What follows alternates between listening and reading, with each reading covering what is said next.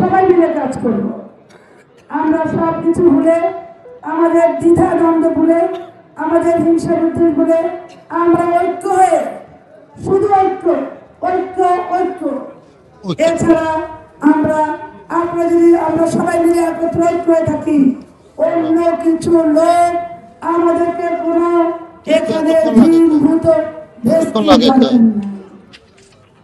আমরা চাই আমাদের ঐক্য হলো শক্তিশালী।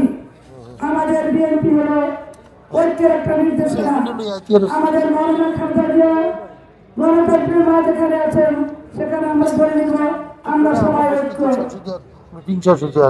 কাদের যদি কোনো রাগ থাকে, কাদের যদি কোনো অভিমান থাকে, তারাও কিন্তু আমাদের ভাই, আমাদের সন্তান। আমরা চাই আমাদের ভাইরা এগিয়ে আসুক, আমাদের সন্তানরা এগিয়ে আসুক। তারপর বেগমগঞ্জের প্রত্যেকটা ইউনিয়নের আমার ভাইরা, সন্তানরা, মারা ব্যাপারে যারা আছেন সবাই এগিয়ে আসুন, শুধু একমাত্র বিএনপির পতাকা তলে। আমরা চাই সবাই একটু কাজ করতে, সবাই ধানের শীষের মার্কায় কাজ করবো আজকে, এই আশা ব্যক্ত করে আমি সবার কাছে দোয়া চাচ্ছি। আজকে একটাই প্রতিজ্ঞা থাকবে, আমাকে কথা দিতে হবে আমরা সবাই ঐক্য থাকবো কি না।